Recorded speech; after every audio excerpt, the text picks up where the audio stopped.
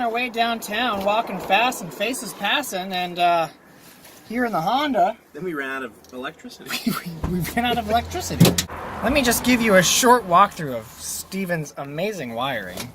So you got all these wires. They run down into this giant rat's nest there. The rat's nest comes over here.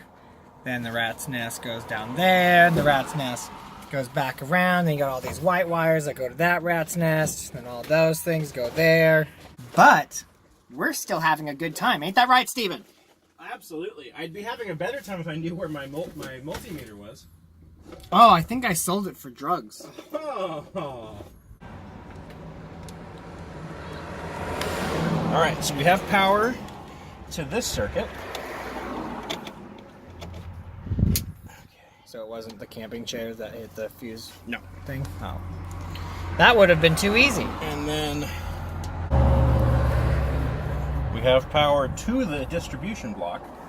So we have power here coming in. Yep. Nothing going out. The flying penis curse strikes again. What are these fuses? So this powers the switch panel. Then these three power accessory, ignition, and starter. Oh. But none of them have power. Power in, 12 volts. Power out, nothing. And that's a good fuse, yeah? Yeah. Your Chinese plastic distribution block failed us? I don't know. Okay, looks like we figured it out. So I think it was just a bad connection because it does seem to have continuity. Yeah. So I guess it was just a bad connection. Bad connection. So hopefully this solves the problem. I redid how it was seated there.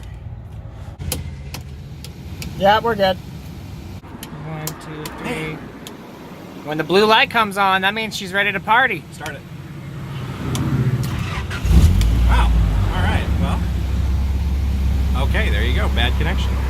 This is just what you get when you build custom, right? Yeah.